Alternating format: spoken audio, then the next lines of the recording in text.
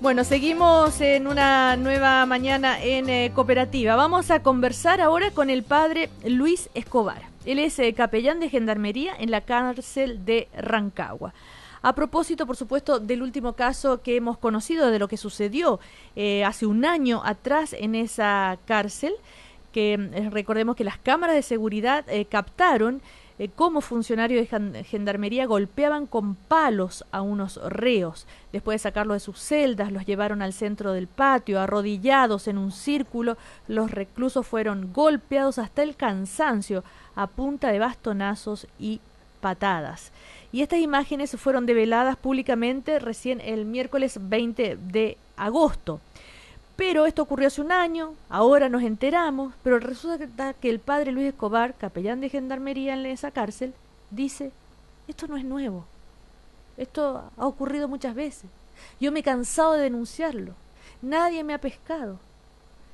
¿Cómo está, padre? Muy bien, ¿y usted cómo está? Muy bien. La verdad es que cuesta creer que usted se haya reunido con el ex ministro de Justicia, Teodoro Rivera, que en muchas ocasiones haya dado a conocer esta situación y que nadie haya hecho nada. ¿Cómo se explica eso? Me gustaría que me respondieran eso también a mí. También me gustaría que lo respondieran, ¿no? Cuando usted dice que esto no es nuevo, aparte de esto que hemos conocido, ¿qué otras situaciones ha visto usted? Como para afirmar algo así. Por ejemplo, en el caso concreto de un interno al que el año pasado se le quebró el brazo. ¿Dónde? En la misma cárcel de Rancagua, ¿no? El Ministerio Público tomó conocimiento del asunto, pero hasta el momento yo no sé qué ha pasado. Entonces yo veo que hay una desigualdad en el tema del trato, del delito, porque aquí no estamos hablando de si es delincuente o no es delincuente, estamos hablando de un delito. Y si ese delito yo lo cometo en la calle, yo tengo que cumplir ante la ley para responder la agresión que yo realicé. Entonces, ¿por qué tienen que haber en estos casos esas diferencias, no? Cuando usted se reúne, por ejemplo, con el ex ministro Teodoro Rivera, ¿qué le dijo él? Conversamos de varias cosas y entre ellas yo le planteaba por qué en las cárceles rotan tanto la jefatura. Por ejemplo, un alcaide puede durar 3 meses, puede durar 1 año, 4 meses. Es imposible que un alcaide, por muy buenas intenciones que tenga, pueda generar cambio en tan poco tiempo. Yo personalmente le cuento que una vez la pastoral católica le hizo la bienvenida a un alcaide que había llegado hace 1 mes y nosotros no habíamos tenido tiempo para reunirnos con él. Le hicimos un desayuno y estábamos tomando desayuno cuando lo llaman por teléfono y le dice que lo trasladan, que el día sábado tiene que estar en otra unidad. Entonces es un chiste. Uh-huh. Ahora, si nos ponemos un poquito en el lugar de los gendarmes también, ellos también se quejan de no tener las mejores condiciones para trabajar. ¿Puede haber tal vez esto afectar desde el punto de vista psicológico, emocional, de estrés que los lleva a cometer estos excesos? Puede ser, porque por ejemplo la cárcel de Rengo, que es una cárcel más pequeña, ¿no? Una cárcel ya de conducta, donde la gente está casi por salir a la calle, tiene poco más de 160 internos y hay cerca de 60 funcionarios entre civiles y uniformados. La agrupación de módulos de condenados media, los 50 que les llamo yo en Rancagua, tiene 400 internos y de repente hay 2 funcionarios. Uh-huh. Hay una desproporción muy grande, ¿no? Así es. Ahora, a propósito de esto de la cárcel de Rengo, usted dijo que hace poco en un allanamiento que hubo, varios internos resultaron muy golpeados también, que el maltrato fue violento. ¿Usted habla de Chacal de Rengo? No he dicho eso, no tiene nada que ver. Ya, pero en todo caso... Es un tema de la radio cooperativa, ¿no? Ya. En todo caso, cuando pasa lo de Rengo, por ejemplo, ¿qué pasó exactamente? Hubo un allanamiento a nivel nacional para buscar si habían armas, celulares, que siempre se encuentran en las cárceles, ¿no? Usted va a encontrar de todo. Pero yo no considero que sea pertinente cuando se hace un allanamiento que se utilice la fuerza. Si hay un reglamento, que es el artículo 6 del reglamento penitenciario, ¿no? Si no me equivoco, el artículo 518, pero que dice que ningún interno debe ser sometido a maltrato físico ni psicológico para llevar a cabo... Claro, porque hay que siempre aclarar que el castigo es estar preso. Claro, porque los ¿cierto? tribunales cuando condenan a una persona, y son los únicos facultados para condenar, son los que privan de libertad a una persona por un tiempo determinado. Ese es el castigo. Ese es No el hace castigo. falta castigarlos más No, en que ninguna eso. parte está estipulado, y eso que me lo diga cualquiera, ¿en qué parte del reglamento o en qué parte de la ley dice que un interno tiene que ser sometido a maltrato físico o psicológico? No existe. Y yo lo que alego es eso. Yo no estoy pidiendo que a los chiquillos que delinquen, ¿no es cierto?, se les trate con guante de seda, que los traten como en un hotel 5 estrellas, etcétera. No, simplemente que se aplique la normativa vigente. Nada más que eso. Y eso lo sabe la mayoría de los funcionarios. Ahora, quiero dejar en claro que como en todas las instituciones hay grupos que funcionan mal y se saltan la norma, ¿no es cierto?, y enlodan a todos los que trabajan en la institución. Gendarmería es una institución que ha hecho un bien grande durante toda su historia, y la mayoría de la gente que trabaja ahí es gente honesta, buena, esforzada, trabajadora, ¿no? Pero lamentablemente estos lunares son los que enlodan una institución que ya el año pasado salió evaluada como una de las instituciones más creíbles del país. Padre, cuando pasan estos lamentables hechos, estas golpizas, en fin, ¿qué pasa con los detenidos después, con los internos? ¿Dónde los llevan? ¿Cómo los atienden? Que usted se acerca a ellos, usted puede conversar con ellos. ¿Cuál es el rol suyo, por ejemplo, en casos como esos? Acompañarlos espiritualmente, hablar con quien sea pertinente para ver cuál es el camino que se está siguiendo, ¿no? Siempre hablamos con la jefatura y pregunto yo, bueno, ¿qué sucede? ¿No? Me dicen, ya se hizo la denuncia a la fiscalía, ¿no es cierto? Y el Ministerio Público procede y ellos son los que siguen. Bueno, hasta ahí llego yo, no puedo seguir más allá. Pero, la reacción de esos internos y del resto cuando ocurre eso, ¿cuál es? Impotencia, rabia, pena, porque son humillados, son maltratados, son de alguna manera denigrados. Denigrados, o sea, claro, porque que a usted la insulten sin haber motivo, que la pongan contra la muralla, que lo levanten y lo bajen a garabato sin haber motivo, porque si yo no soy el que cometió el delito, ¿por qué? Por ejemplo, las imágenes que ustedes vieron en la televisión, desde intento de fuga el año pasado de dos internos, le pegaron a un gendarme, lo dejaron todo machucado, ¿no es cierto? Sí. Ya. Pero ¿por qué le pegaron al resto de la población? Es como una venganza, Claro, porque en el fondo si estos dos muchachos cometieron digamos, no el delito, sino que quisieron escaparse, bueno, hay una serie digamos, de cosas que se pueden hacer, entre ellas, bueno, se les lleva a las celdas de castigo, se les denuncia a la fiscalía, se sigue el procedimiento, ellos hay gases, hay perros, hay esposa, hay personal. Por lo tanto, yo no justifico los golpes, por ningún motivo. Estamos conversando con el sacerdote Luis Escobar, ¿no es cierto?, que es capellán de Gendarmería en la cárcel de Rancagua, testigo muchas veces de estas golpizas, y a él le consta, y como él dice, no es la primera vez que ocurre esto que se ha dado a conocer hace unos días atrás. Además, usted habla de le interesa también, ¿no es cierto?, otros temas, como por ejemplo esto del indulto a los enfermos terminales, que es también ¿cómo defendería usted esta petición? Que para algunos puede decir, bueno, perdón, este hizo un crimen horroroso y ¿cómo lo van a indultar? Bueno, primero que todo, yo soy sacerdote católico, soy cristiano, y Cristo nos enseñó que se rechaza el pecado, pero no la persona. Y ahí tenemos el caso de un ser humano que está en una situación terminal, se está muriendo, y lo más digno es que pueda morir con su gente si ya no es un peligro para la sociedad. Lo único que hemos logrado en algunos casos es que se ha trasladado a los hospitales públicos para que la familia pueda verlos con mayor frecuencia, ¿no? Pero ellos siguen esposados a la cama, y una vez que han muerto les desatan la esposa. Tenemos el caso de mujeres. Durante el gobierno anterior de la presidenta Bachelet se pidió el indulto para algunas mujeres y no llegó ninguno de ellos concedido.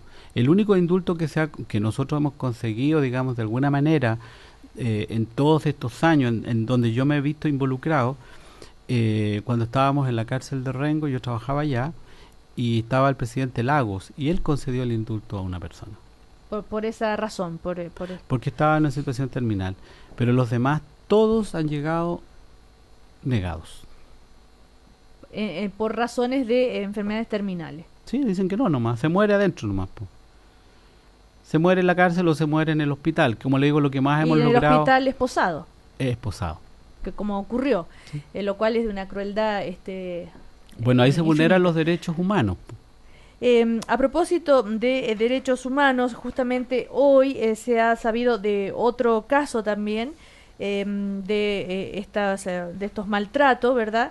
Y está el instituto que defiende los derechos humanos, Lorena Fríes, que va a visitar esta cárcel de Rancagua, ¿no es cierto? Esto a propósito de la tortura, visitó, mejor dicho, y hay otros casos también donde ellos están muy atentos. ¿Qué le parece a usted la tarea que llevan adelante ellos? Me parece bien porque los derechos humanos son de todos, independientemente del color político que la persona tenga, de la condición religiosa, sexual, la que sea. El ser humano tiene derechos que son de alguna manera intransables, como por ejemplo el derecho a la vida, ¿no? El derecho a ser tratado con dignidad. Ujú. Por ejemplo, las víctimas, en el caso del penal de Puente Alto, veamos, las víctimas son 5 internos que en ese momento se encontraban recluidos en el penal de Puente Alto, uno de los cuales murió después del maltrato. Una tortura con resultado de muerte. Esto es ya llegar a un extremo. ¿Y qué pasa en esos casos, padre? Bueno, se tiene que aplicar la ley. Se tiene que aplicar la ley. Pero usted ha sabido de esto, sabía que había ocurrido esto. En Puente Alto no, pero yo no soy de Puente Alto, yo Pero trabajo en podría, Rancagua. claro, podría haber sabido, puesto que es un tema que le interesa particularmente. No lo sabía. Y entonces, la tarea que lleva adelante Lorena Fríes, ¿a usted le parece bien? Ella dice que existe una tortura sistematizada en las cárceles. No. Ella dijo en una ocasión, en una conferencia que le dio a los magistrados de Rancagua, que no existía la tortura sistemática en las cárceles de Chile como el tiempo de la dictadura. Ujú. Y usted dice que sí. Bueno, yo quiero que ella me responda, quiero que ustedes me digan si existe o no existe, de acuerdo a las imágenes que ustedes vieron. O sea, ella dijo, no existe la tortura sistematizada en las cárceles, y usted dice, sí existe. Sin duda. ¿Y usted se ha juntado con ella, se ha reunido? No, nunca. No la conozco. ¿No le interesa hablar con ella? Es que no... Yo creo que no es el momento, digamos, ¿Por para qué? eso.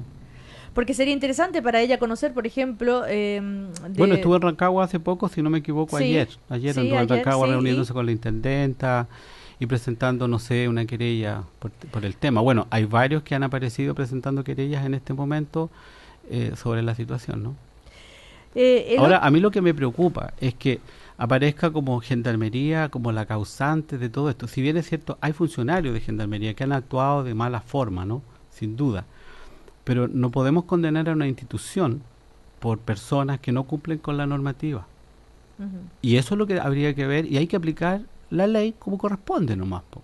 Nada más que eso, ¿no? Y que quienes tienen la responsabilidad de decidir sobre eso lo hagan. Los fiscales, los defensores públicos y todos los demás, po. Los políticos, ¿no es cierto?, que les gusta aparecer de repente en la tele, mostrarse, sacándose fotos con situaciones tan dramáticas como esta. Yo creo que tienen que hacer su trabajo. Otro tema, los suicidios que ocurren en las cárceles. Usted habla de 26 suicidios Más o menos son los que en van el hasta el último momento, tiempo sí. en la cárcel de Rancagua. ¿En qué caso se da esto? ¿Qué situaciones están viviendo estos internos como para llegar a esos extremos? ¿Es tal vez consecuencia de estos maltratos? No tiene que ver una cosa con la otra. En la cárcel antigua yo trabajé 5 años y en 5 años yo solamente vi 2 suicidios. Acá llevamos cerca de 8 más o menos, 8 o 9 creo, y van 26. ¿Cuál es el problema? Que pasamos de una cárcel en donde la gente vivía en grupo, donde se contenían entre ellos, donde había una cosa mucho más cálida, a celdas individuales donde los internos pasaban muchas horas encerrados. Y esa es, ¿cree usted, la razón? Esa es una de las razones. La otra es cuando los internos reciben condenas muy largas o ha habido algún tipo de trastorno por producto de consumo de drogas que de alguna manera los puede llevar a eso, ¿no? ¿Pero por qué usted lo denuncia como si fuera responsabilidad de alguien? ¿Se podría evitar estos suicidios? Se podrían evitar. ¿Cómo? Bueno, de hecho Gendarmería ha tomado medidas al respecto. En Rancagua por lo menos se están metiendo de a 2, de a 3 internos por celda para evitar eso, pero en algunos casos, como el último que sucedió la semana pasada, él estaba solo y obviamente se enfrentaba a un juicio que iba a ser seguramente duro y se mató la noche antes. ¿Cómo logran ellos quitarse la vida? Se ahorcan. Pero si siempre les están quitando todos esos elementos para evitar ese Tendrían tipo de... que tenerlos desnudos en la cárcel, en la celda. Porque ¿Cuál? se pueden matar con la manga de la camisa, con la pierna del pantalón. O sea, es imposible manejar ese tema. Y en esos casos son personas que han pedido ayuda antes y que no se les ha otorgado ayuda psicológica, emocional o algo y entonces finalmente terminan en esto. Curiosamente, los que dicen que se van a matar, ¿no es cierto? Bueno, sobre ellos se pone ojo, se pone atención. Pero normalmente los que se han matado nunca han mostrado un síntoma previo. El descuido quizás ha sido, por ejemplo, en algunos casos cuando han llegado de los tribunales después de haber sido condenados a largas penas y en el descuido se han quitado la vida. Les reitero, estamos conversando con el padre Luis Escobar, que es capellán de la Gendarmería en la cárcel de Rancagua. Todo esto a propósito de lo que se dio a conocer días atrás, de lo que ocurrió ya hace un año, más de un año, sobre este terrible maltrato de los reos, los internos, mejor dicho, de ese penal, y el sacerdote que nos dice que esto no es nuevo, que no es el único caso y que lo viene denunciando hace mucho tiempo. Ahora, ¿qué opina usted de la segmentación de los internos? Por ejemplo, el caso Punta Peuco. El ministro de Justicia dijo ayer que él consideraba que era mejor que estuvieran estos detenidos por casos de violaciones de derechos humanos en una cárcel y el resto en la otra. ¿Usted qué opina? En las cárceles concesionadas están segmentados los internos por conducta. Sí. Para evitar el contagio criminógeno, en algunos casos, ¿no es cierto? En otros para protegerles la vida. Sí. ¿Ya? Ahora, que estén juntos en el mismo edificio, pero separados del resto de la población, me parece pertinente, porque hay una normativa que obliga a cuidar la vida del interno. Pero el caso de que exista Punta Peuco, ¿usted está de acuerdo? Mira, a mí lo que me interesa, por sobre Punta Peuco, es que hayan cárceles dignas para todos. Yo no puedo compartir que en una cárcel como la de Santiago hayan más de 8.000 presos. ¿Sabes lo que significa? Yo vivo en una población que tengo más de 30.000 habitantes y en una población donde está mi parroquia viven 6.000 personas, o sea, son 2.000 más que están metidos en un solo edificio. Eso es inhumano. Si queremos que los internos, una vez que pasen por la cárcel, se reinserten en la sociedad, sí, se reincorporen, salgan de una manera mucho más humana, ¿usted cree que se va a humanizar en un ambiente tan salvaje? No. ¿En donde ven peleas y hay muertes todos los días? ¿Cómo solucionaría usted ese tema del hacinamiento? ¿Es más recursos?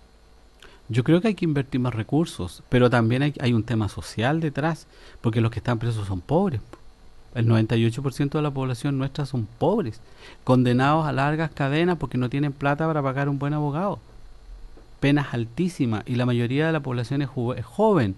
Cuando yo comencé a trabajar hace 21 años atrás en la cárcel, teníamos nosotros un promedio de edad de 40 años. Hoy día tenemos un promedio de edad de 25 más o menos, por lo que yo saco la cuenta. Por ejemplo, hace poco yo celebré una misa en una de las agrupaciones y les tomé los datos. Niños de 18, 19, 23, 25, 26, ese era el grueso de las edades. Son niños que ya vienen con una historia anterior. Entonces, algo está sucediendo en nuestra sociedad. Por ejemplo, hacinar a la gente en las poblaciones como las que yo vivo, en donde los amontonaron en nichos. Es como una previa a la cárcel.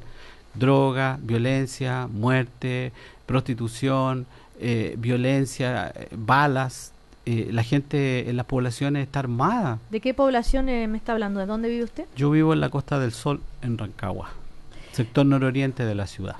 Padre, pero volviendo a las cárceles, hablábamos de hacinamiento, hablábamos de necesidad de invertir recursos, pero tenemos dos tipos de cárceles, las concesionadas y las otras. ¿Qué opina usted del sistema de cárcel concesionada? La verdad, Por supuesto. es que me decepciona. Yo esperaba más. Porque se supone que los internos, ¿no es cierto?, iban a salir de alguna manera mucho mejor preparados para enfrentar el mundo laboral. Pero ¿cuántas empresas están trabajando dentro de la cárcel? Que son tantas las trabas para que ingresen a trabajar, que hay empresarios que simplemente se han retirado, no han ido más nomás. ¿Y qué es lo que quieren los internos? Los internos quieren trabajar, sentirse útiles. Entonces cada interno, para matar el tiempo, usted lo va a ver con un palito, con un pedacito de cuero, haciendo algo, porque necesitan ellos hacer conducta de más.